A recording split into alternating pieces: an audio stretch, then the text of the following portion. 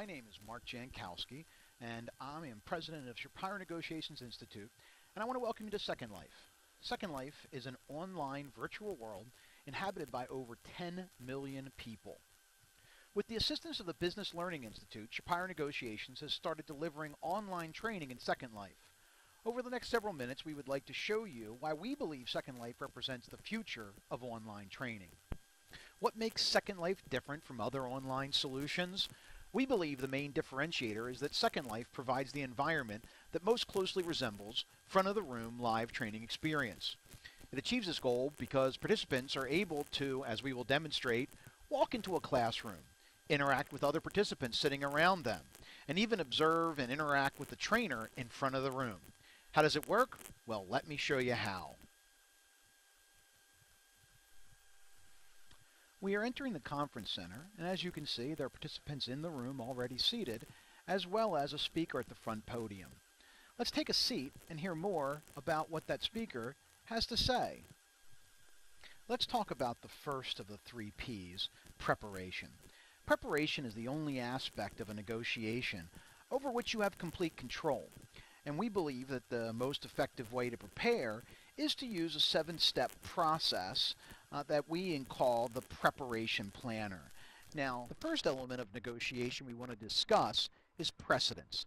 Very simply, precedents are the types of deals that are similar to your deal that have occurred in the past. Might be that you're trying to sell your home. The precedents you would use would be comps in the neighborhood. One thing that's important to remember is that each side will come to the table with their own precedents.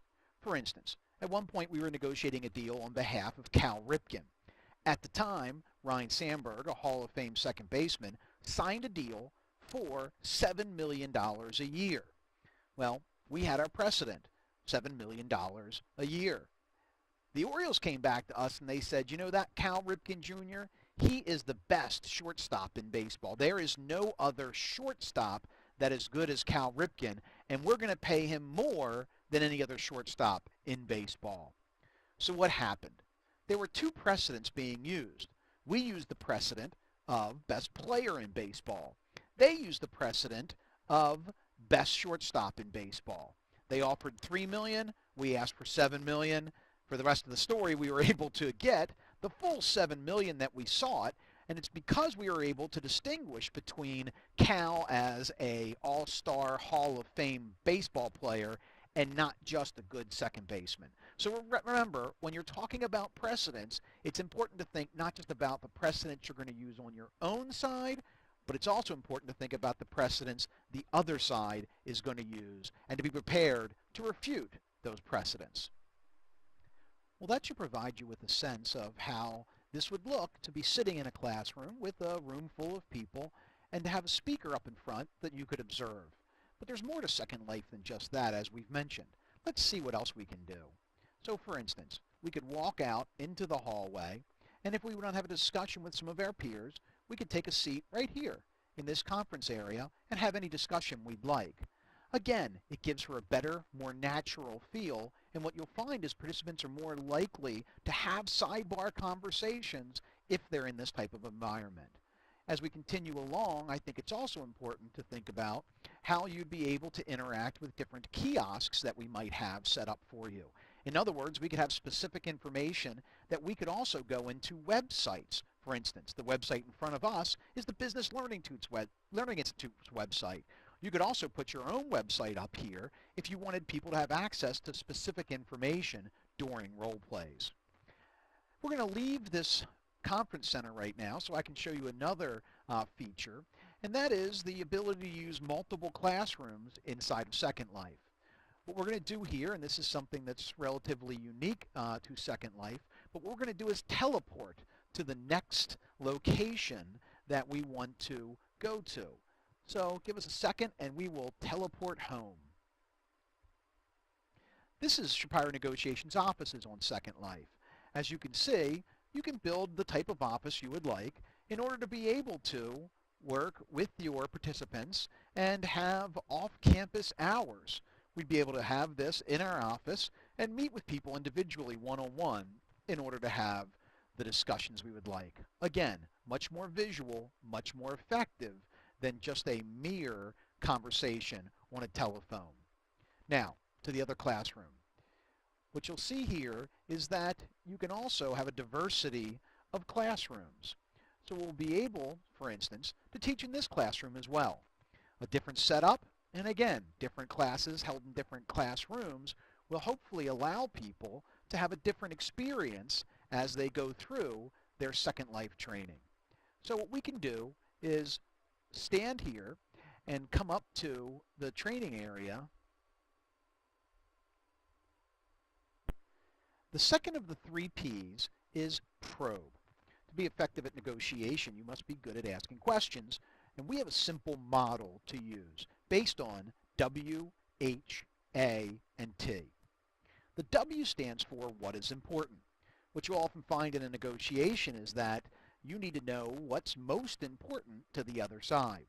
Important, however, something people forget, is rather than just answering what's most important and talking to somebody about how you can deliver that, it's important to ask the next question, and that is, what else is important? You see, you want to get every item on their list of what they consider important down immediately before you start to negotiate any individually. So first you ask what is important, next you ask what else is important. What should you ask next? You guessed it. What else is important? You keep on asking the question until they finally say, yeah, that's about it. Those are all the important things to me. It might be what's most important, price. What else is important, quality. What else is important, service. What else is important to get this done right away. Well, now rather than just negotiating over price, you may be negotiating over what are the terms of delivery, how quickly can we get it done, what level of service do we need, and all of those things can be traded off for price. So the first element of negotiation, thinking about what is important, what else is important, and which is most important, is vital in order to get the information you need. Let's talk about the last P, and that is propose. We like to talk about 3 simple rules for making proposals. The first is try not to make the first offer. Now this applies in situations where you may not be entirely familiar of what the precedents might be, and you don't have a sense of what the first offer should be. It's often effective to try to get the other side to make that first offer. You can ask questions like, you're an expert in this area, what do you think it should be? Or maybe you've had more time to think of it than I have, and gee, what are your thoughts on this matter? Different ways of asking that first question to get them to make the first offer. People often ask us, well, what if they're trying to get you to make the first offer? How do you deal with that? One thing we like to tell people is to make a tangential first offer. In other words, if they're saying, what's the cost going to be, maybe rather than talking about costs, you might say, well, what we're prepared to do in the servicing area is to provide you with 1-year warranty, which is something that we normally only do for 6 months. But if we do something like that, then what type of price would you be willing to pay? And again, this is just one example of how to try to get the other side to make the first offer.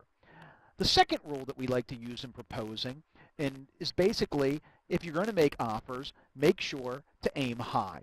In other words, you're always going to need to have room to negotiate. You want to be able to put something else on the table. Now, this is not always just about price.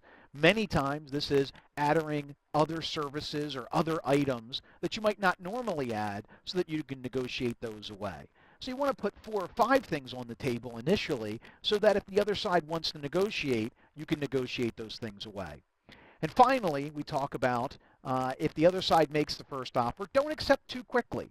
If you accept the other side's offer too quickly, you'll get what we call buyer's remorse. They'll think, gee, I should have aimed higher, I should have asked for more, and now I did an ineffective deal. And what the other side is likely to do in that situation is try to renegotiate immediately so that they feel like they got a better deal.